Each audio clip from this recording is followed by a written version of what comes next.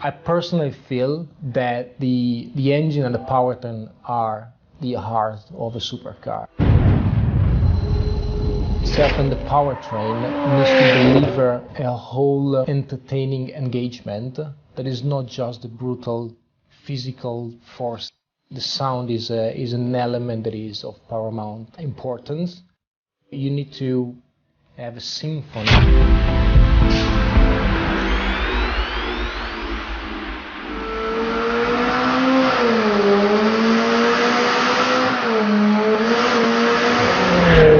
The dyno is a test rig where we can put the engine through any possible load case.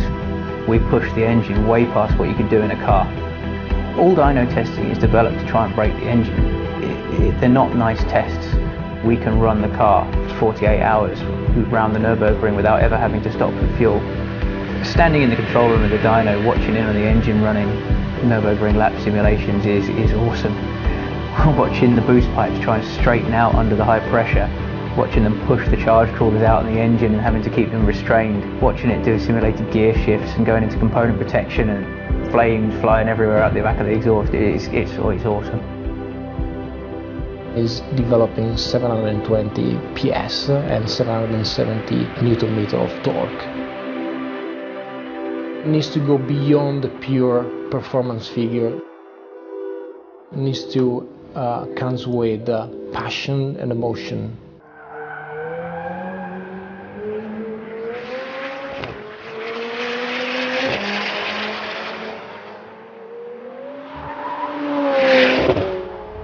Sound of a car, it's part of its personality. It's the equivalent of the voice of a person. It's part of its character. My name is Andreas Rusunelos, and I'm a senior NVH engineer at McLaren Automotive, which stands for Noise, Vibration and Harshness. We are responsible to deliver all the noise and vibration performance of the car. First of all, we start with a lot of calculations. We calculate a lot of different variants of exhaust. The ones in calculations, they give the right character to the car. These are the ones we actually build and test. It's very important for the cars to sound like McLaren cars. From the beginning, we wanted P14 to have an aggressive and loud sound, but at the same time to be a clear sound. Also, what we tried to achieve was a dual character, if you like. We wanted the car to be comfortable to drive at normal conditions, but when you're in a track, we wanted the car to be as engaging as possible. I worked in 675 LT and the 570S. I've seen the McLaren sound developing. I think the McLaren 720S has the best McLaren sound so far.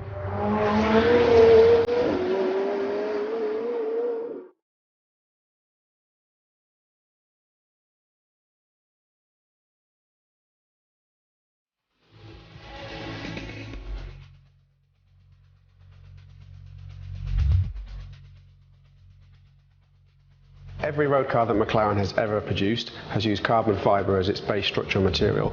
That's a technology that we've taken from Formula One and introduced into road cars.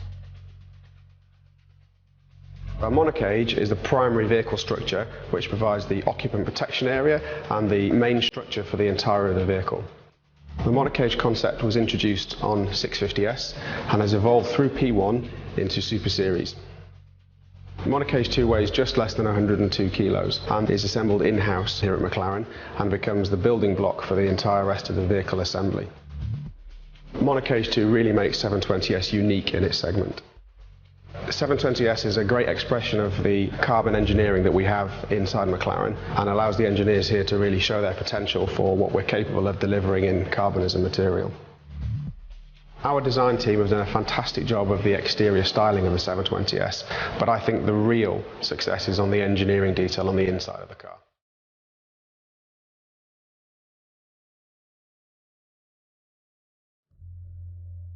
At McLaren we have a very simple design philosophy, and that is everything for a reason, and that great design tells a great story. So every profile, every curve on this car has been designed for maximum driver engagement.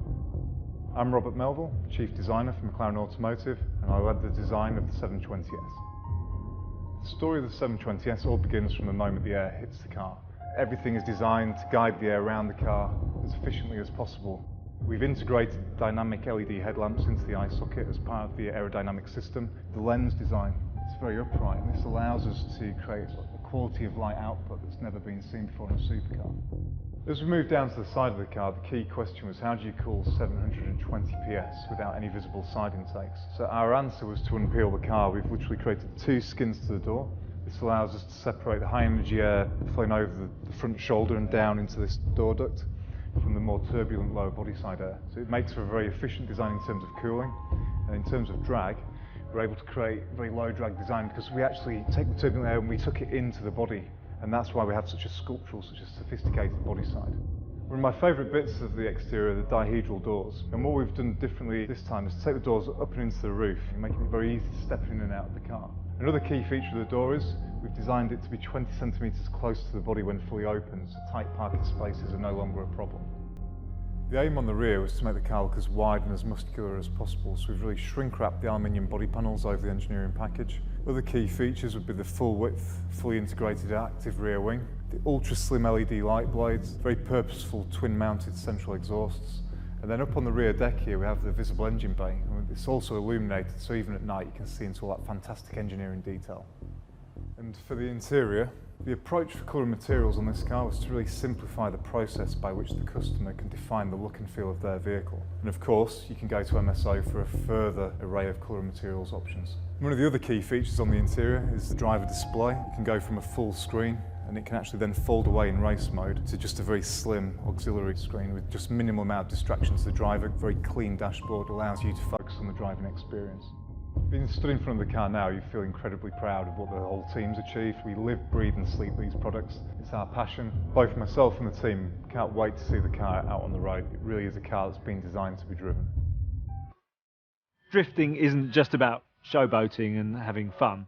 It actually teaches us quite a lot about the car and drives us in a direction that serves every driver on an everyday driving situation on the road.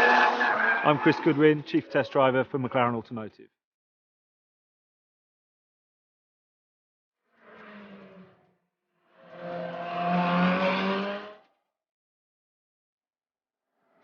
Bumpy braking areas, high-speed straights, fast corners, slow corners, and it's the type of challenges that a track like this throws up that the McLarens excel at, and therefore are great cars to drive all around the world.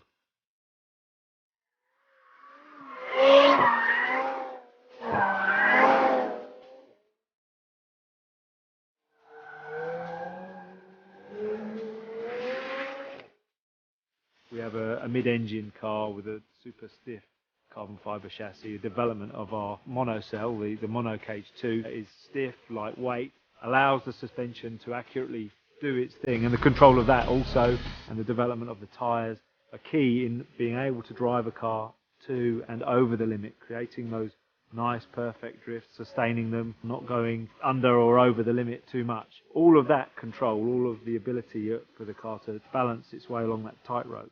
When you then drive slower, you're feeling all of that at low speed.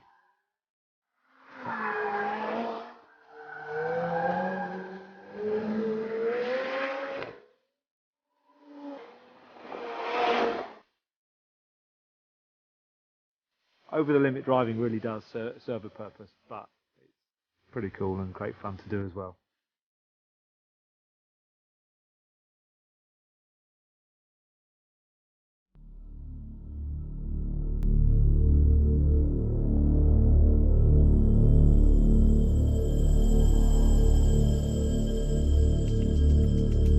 In order to make a McLaren feel great on the road, of course, we have to test it on the road. We've done thousands of kilometres of testing in the new McLaren 720S, hot weather in Arizona, cold weather in Sweden, every type of test track and racetrack around Europe, but every kind of road as well, to make this an incredibly engaging car. The new car is more powerful than its predecessor. To go with that, we have more downforce, better cooling, better brakes, but at the heart of that, below the surface, is proactive chassis control too.